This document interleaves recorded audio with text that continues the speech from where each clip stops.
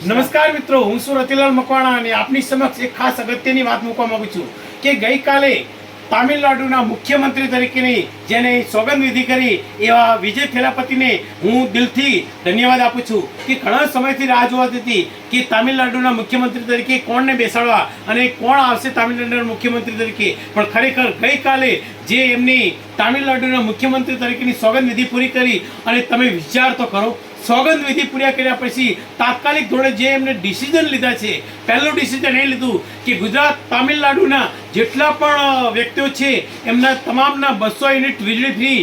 બીજા નંબરે તમામ મહિલાઓ માટે ખાસ કાયદો બનાવાયો અને ત્રીજા નંબરે ડ્રગ્સ વિશેની પણ એમને વાત કરી. અને આપણે ગુજરાતમાં છેલ્લા 30 વર્ષથી ભાજપની સરકાર આવે છે, કેટલું ડ્રગ્સ પકડાયું આજ સુધી કોઈ કાયદો નહીં.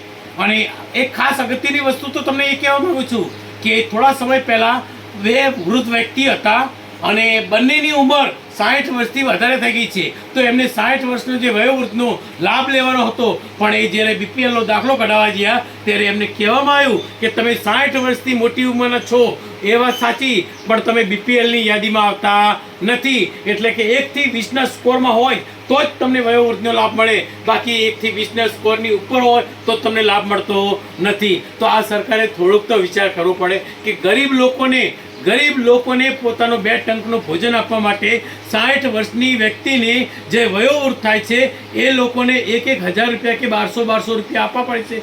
એની અંદર તો બીપીએલ યાદી ના અપનાવો અને લાભ આપો તો ફરીવાર 2027માં તમે ચૂંટાઈને આવશો.